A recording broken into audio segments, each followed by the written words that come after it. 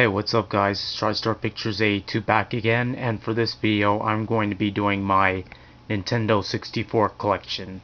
Now, I know I haven't done a video in a week, but just been busy with some shit and all that stuff. Now, you guys may or may not tell, but I just got me a new TV, a 32-inch widescreen, and it's HD, because of course that's the way to go in this day and age. But yep, nice little upgrade right there. But anyways, getting to my N64 collection. The Nintendo 64 was another favorite of mine, along with the PlayStation 1 back then. I kind of played PlayStation 1 more, but I got a chance to experience some of the Nintendo 64. I mean, I like both systems. I don't discriminate and all that stuff. But yeah.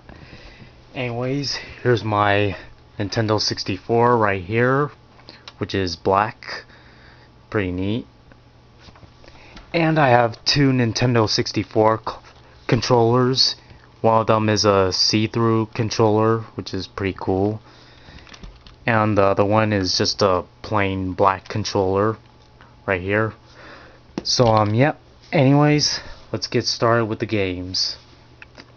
First off, I have here is Cruisin' USA, which is an arcade driving game, which is alright from what I played. I mean, not one of the best driving games I've played, but still pretty cool. Alright, next up is my favorite Nintendo 64 game out of all of them, and that is GoldenEye. Yep, the 1997 N64 game based off the 1995 James Bond film starring Pierce Brosnan, GoldenEye. But yep, and this is probably the best 007 game that I've ever played. I mean, the multiplayer in this game is pretty fun, and so are the levels and all that stuff. But yep, if you own a Nintendo 64, you definitely need to have GoldenEye. Now, I'm pretty aware of the newer version of GoldenEye for the Wii and GoldenEye Reloaded for the PS3 and Xbox 360, but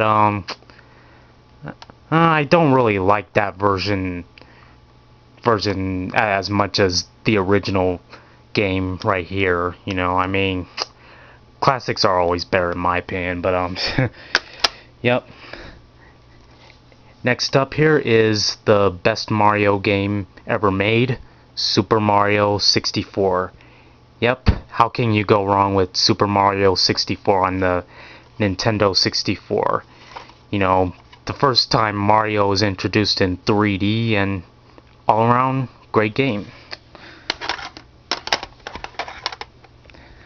Alright, next up here is F-Zero X, the sequel to F-Zero on the Super Nintendo, which I own. But yep, F-Zero X, great update to F-Zero, futuristic racing game, and good fun. Next up here is Madden 64, a Madden football game for the Nintendo 64. And next up here is Pokemon Snap, which is a fun little Pokemon game where you basically go through these different levels where you take snapshot photos of these different Pokemons and all that stuff, and you advance to the other levels with the photos that you take and all that stuff. But yep. Next up is Castlevania for the Nintendo 64. Pretty good Castlevania game from what I played, of course. Next up here is Diddy Kong Racing, a racing game based off the character from the Donkey Kong games, Diddy Kong.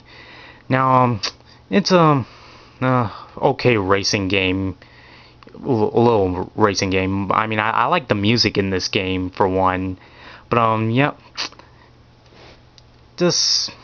There isn't too much I can really say about this game. I don't know. You guys can check it out if you want. Next up here is Mega Man 64, which is basically Mega Man Legends from the PS1 except on N64. You know, I mean, I didn't really necessarily get into this game pretty much because I'm used to the older Mega Man games with the side-scrolling, and this one is a 3D Mega Man game where you're in a 3D environment. But what can you do?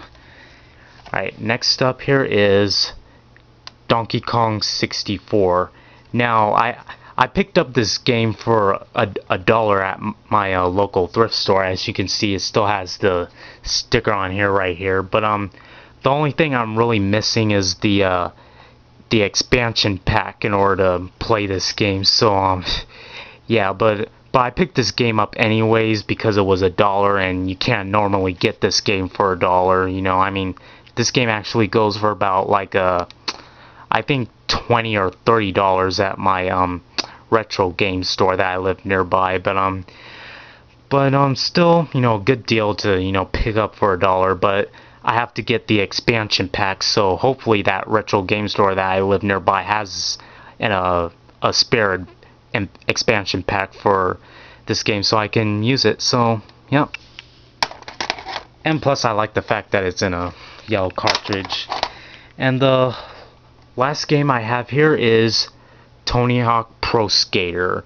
Now I used to play the other Tony Hawk Pro Skater game for the PS1. You know, it's the same exact game, of course, except on N64. But with the N64, the controllers kind of take some time to get used to. You know, with the whole skating thing and all that stuff. But yep, Tony Hawk Pro Skater, great game, and of course it released a couple of sequels to it. You know, like Pro Skater 2 and 3 and all that stuff. But you guys get the point.